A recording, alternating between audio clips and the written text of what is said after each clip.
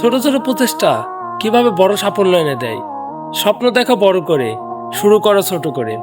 আজ আমি বলবো স্বপ্ন পরিশ্রমের কথা। জীবনে বড় হতে গেলে অনেকেই বড় স্বপ্ন দেখতে জানে না বা বোঝে না, কিন্তু শুধু স্বপ্ন দেখলেই হয় না, তার পিছনে পরিশ্রম করতে হয়। অনেকেই ভাবে আমার তো আর টাকা নেই, সেটা আমিও ভাবি, আপনিও ভাবেন, হয়তো বা অনেকেই ভাবে সুযোগও নেই, মানে আমাদের টাকা নেই, আমাদের সুযোগও আমরা নেই মনে করি। আমি কিভাবে স্বপ্ন দেখব?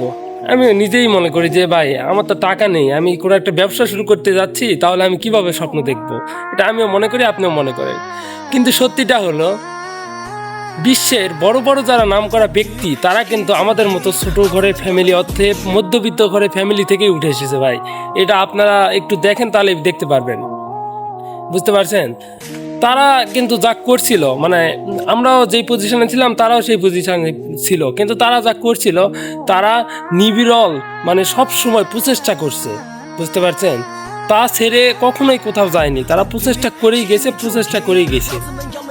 তুমি যদি প্রতিদিন একটু একটু করে প্রচেষ্টা করো, তাহলে আমার থেকে লিখে রাখো, তাহলে একসময় এটা ধীরে ধীরে ধীরে ধীরে বড় হয়ে যাবে, বুঝতে পারছেন?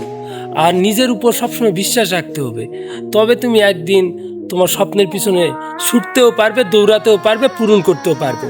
এটা আমার কথা না, এটা অনেক বড় বড় মানুষের কথা হয়, আর তারা সফল হয়েছে এই এই সূত্র অনুযায়ী। ইনশাল্লাহ আপনিও হবেন, ইনশাল্লাহ আমিও হব। সো ছোট ছোট প্রচেষ্টা এখন থেকে শুরু করতে হবে, আর বড় বড় স্বপ্ন দেখতে হবে।